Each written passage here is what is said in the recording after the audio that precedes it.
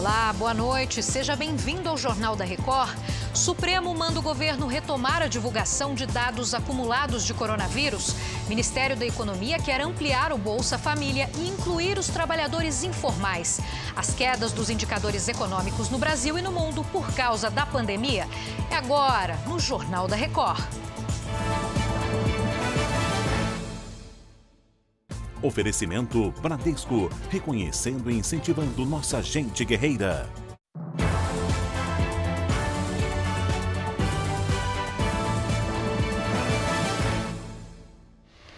O Supremo Tribunal Federal determinou agora à noite que o Ministério da Saúde volte a divulgar os dados completos relacionados à infecção e mortes por coronavírus. Vamos até Brasília conversar com Luiz Fara Monteiro. Oi, Fara, boa noite para você. Oi, Giovana, muito boa noite. Essa decisão foi do ministro Alexandre de Moraes, em uma ação movida por alguns partidos políticos. O ministro destacou que a publicidade dos dados é fundamental para que os governos locais tomem as medidas necessárias para o enfrentamento à Covid-19. Na decisão, Alexandre de Moraes determina que os números voltem a ser divulgados como era feito até o dia 4 de junho. Anteriormente, o governo divulgava esses dados das últimas 24 horas e também todo o acumulado histórico. Mas desde a semana passada decidiu não divulgar os números totais. Até por essa mudança, o ministro da Saúde, Eduardo Pazuello, vai conversar nesta terça-feira com deputados federais. Essa participação do ministro da Saúde vai ser por convite e não convocação, vai ser a participação virtual. Os deputados querem saber o que mudou na rotina do ministério, já que essas informações sobre a Covid-19 eram divulgadas mais cedo e com dados mais completos, Giovana. Tá certo, Fara. E ainda sobre essa questão dos dados da pandemia no Brasil, mudou a forma do Congresso Nacional analisar esses números? Giovana, o presidente do Congresso, Davi Alcolumbre, e líderes partidários decidiram que a Comissão Mista Especial de Acompanhamento do Coronavírus vai se guiar pelos dados estatísticos fornecidos pelas secretarias estaduais de saúde e não mais pelo Ministério da Saúde. O Alcolumbre destacou que, abre aspas, é papel do parlamento buscar uma alternativa, uma transparência em um momento tão difícil para todos. O presidente da Câmara, Rodrigo Maia, disse que as mudanças realizadas pelo Ministério da Saúde geram desconfiança e prejudicam a imagem do Brasil no exterior. Depois da repercussão negativa por alterar o horário e também por formar nessa divulgação, o Ministério da Saúde já tinha informado na coletiva desta segunda-feira que vai voltar a disponibilizar os números acumulados de mortes e também casos confirmados mais cedo, por volta das 6 da tarde, Giovana. Mudando um pouco de assunto, Fara, antes de encerrar, o ministro da Economia, Paulo Guedes, disse a deputados que o governo deve criar um novo Bolsa Família e incluir os trabalhadores informais?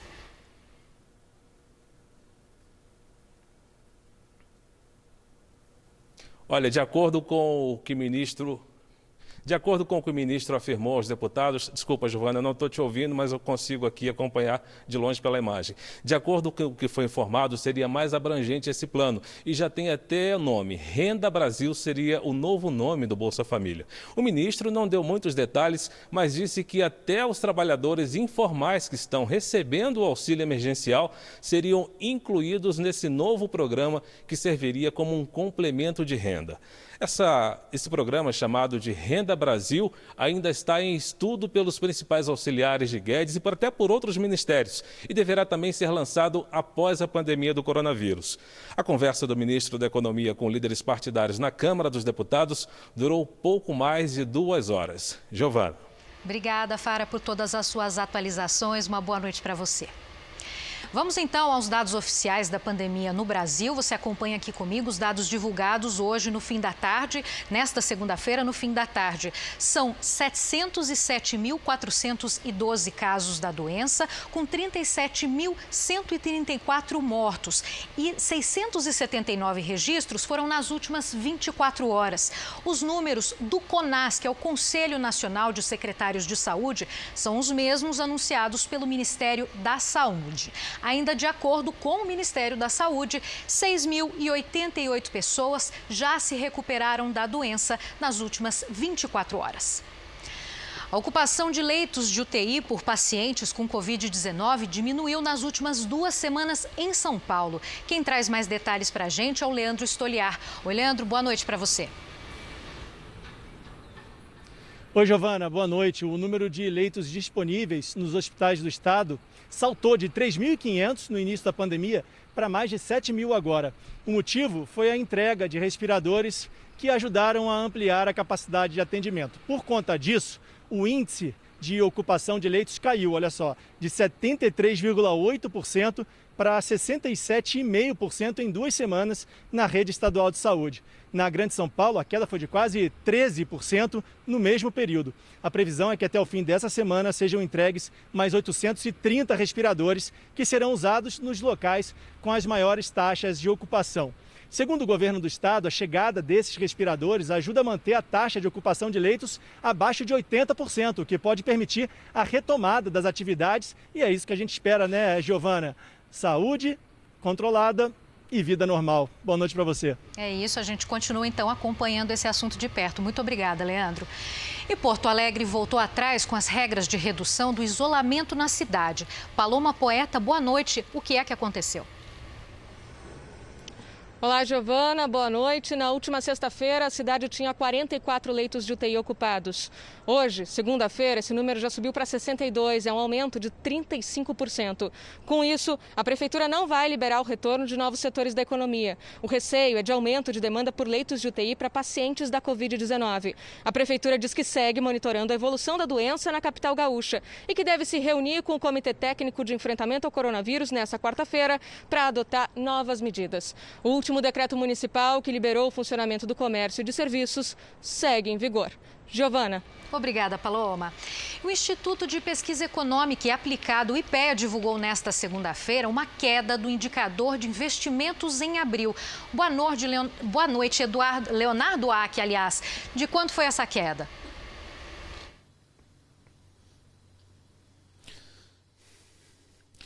Boa noite, Giovana. Boa noite a todos. Segundo o IPEA, a queda no nível de investimento foi de 27,5% em abril. A formação bruta de capital fixo, como é chamado o indicador, sofreu forte impacto da pandemia de Covid-19, segundo avaliou o Instituto. A queda registrada em abril foi ainda mais severa que a constatada em março, quando os investimentos recuaram 11,3% na comparação com fevereiro. Com isso, o trimestre encerrado em abril teve uma queda de 11% no período.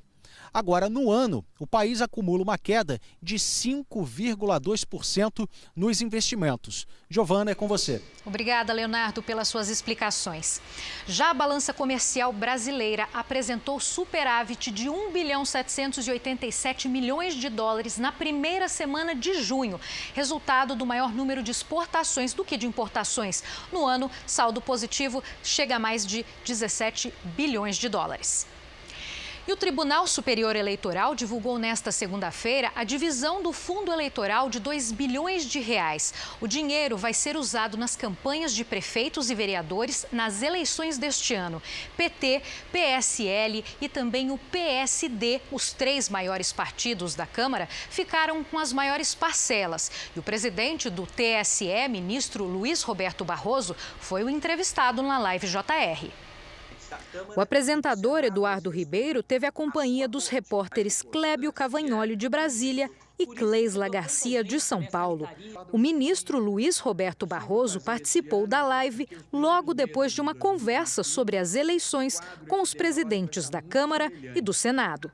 Nós temos a preocupação democrática de não prorrogarmos mandatos, de modo que é razoável esperar que o processo eleitoral possa se desenrolar entre meados e final de novembro e primeiras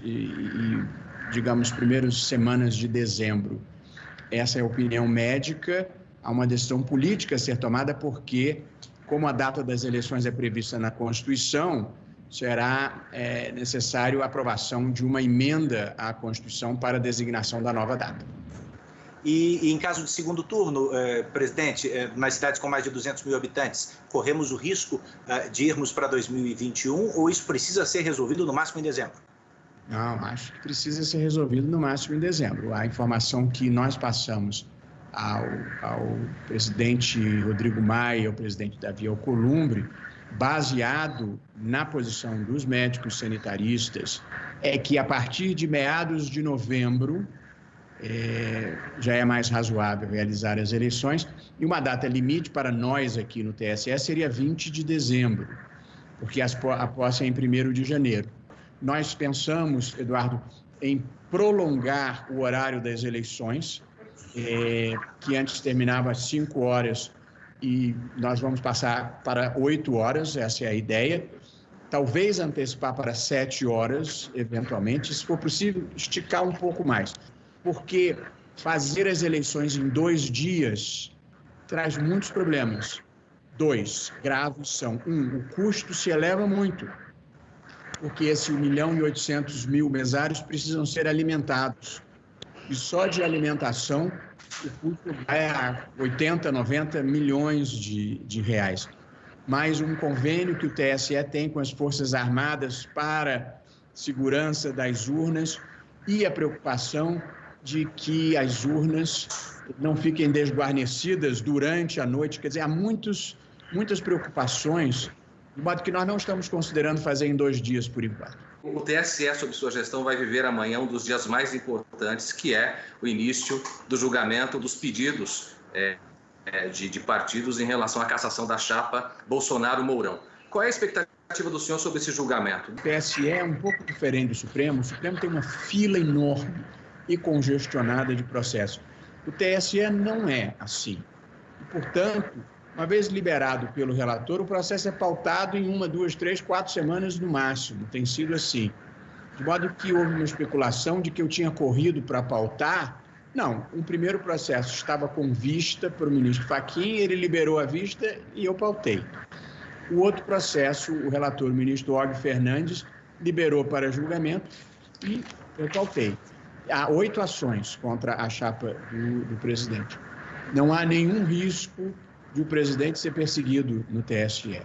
E não há nenhum risco de o presidente ser protegido no TSE.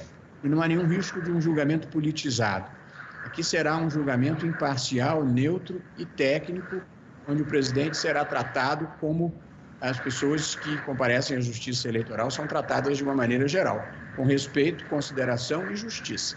O Brasil sofre muitas críticas pela sua quantidade de partidos. E por isso eu pergunto ao senhor, mas e dentro dos partidos políticos, em termos de escolhas de programas e candidaturas, existe democracia, ministro?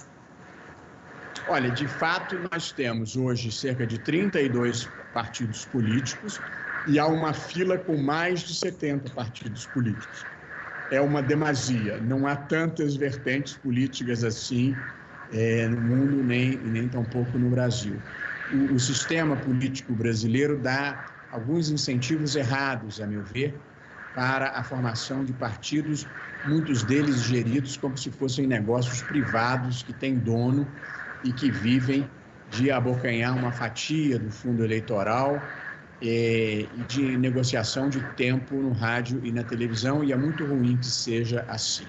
Há quem especule que, quando se completar o ciclo da cláusula de barreira, em 2030, nós tenhamos aí 7 ou 8 partidos, o que é um número mais palatável.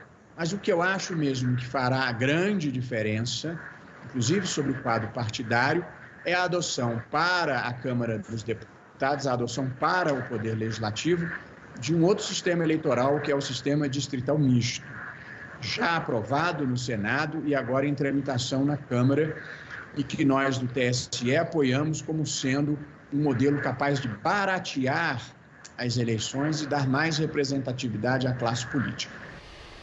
Nesta terça-feira vai ser apresentada a conclusão das investigações sobre a contaminação da cerveja Baker, que matou 9 pessoas e intoxicou outras 42 em Belo Horizonte. Luiz Casoni, boa noite. O que dá para adiantar?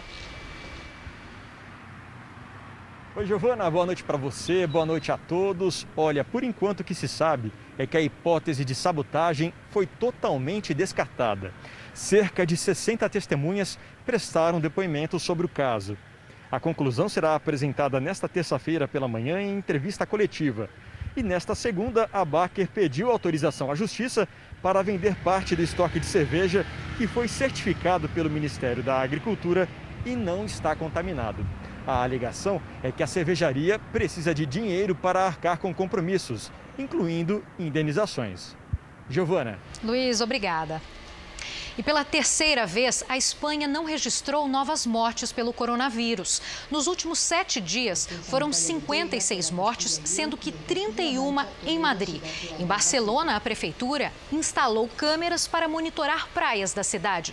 O objetivo é garantir que a distância seja respeitada entre os banhistas. O país foi criticado por divulgar apenas as mortes nas últimas 24 horas. Os óbitos de outros dias, mas que ainda não estavam nos dados nacionais, entravam apenas na contagem semanal. E pela primeira vez desde 2009, os Estados Unidos registraram um recuo da economia em um mês. A correspondente Heloísa Vilela está em Nova York e tem mais informações. O resultado de fevereiro pôs fim à maior expansão econômica do país. Foram 128 meses consecutivos de crescimento. A pandemia do novo coronavírus é o principal motivo da queda, uma vez que o país foi obrigado a fechar. Os especialistas acreditam que a recessão será profunda, porém curta. Isso porque muitos estados estão retomando as atividades e se adaptando a esse novo normal. Os gastos no comércio e a taxa de desemprego são usados para calcular a situação econômica. E os dois indicadores já apresentaram uma alta em abril e maio. O que pode ser um outro indício de que os Estados Unidos estão ensaiando uma reação. Giovana. Obrigada, Heloísa. E o mercado financeiro ainda repercute a queda nos índices de desemprego nos Estados Unidos. O dólar caiu 2,79%, vendido a R$ 4,85. Esse é o menor valor em quase 3 meses. O índice da Bolsa de Valores de São Paulo subiu mais de 3%, acima dos 97 mil pontos. A Coreia do Norte vai cortar todas as linhas telefônicas ligadas à Coreia do Sul. A medida é o primeiro passo para desligar completamente todos os meios de contato com a vizinha Coreia do Sul. A informação foi confirmada pela agência de notícias norte-coreana. A tensão entre Seul e Pyongyang aumentou depois que manifestantes do Sul lançaram balões em direção ao norte com críticas ao regime de Kim Jong-un. E a economia no Japão teve uma queda menor do que o anunciado anteriormente, segundo os últimos dados do governo. Então a gente fala com a Cíntia Godoy, direto de Tóquio. Oi, Cíntia, boa tarde para você. Oi, Giovana. Bom, as autoridades revisaram o desempenho do primeiro trimestre do ano e concluíram que o PIB japonês encolheu 2,2% com relação ao mesmo período de 2019. Mas a preocupação ainda é grande. O país deve enfrentar a pior recessão desde o fim da Segunda Guerra Mundial, já que a terceira maior economia do mundo vem contraindo desde o ano passado. E a previsão para o resultado do segundo trimestre, que vai de abril a junho, é ainda mais pessimista. A pressão de vários setores contribuiu para que o governo japonês liberasse a retomada das atividades econômicas no país, que foram suspensas durante a pandemia.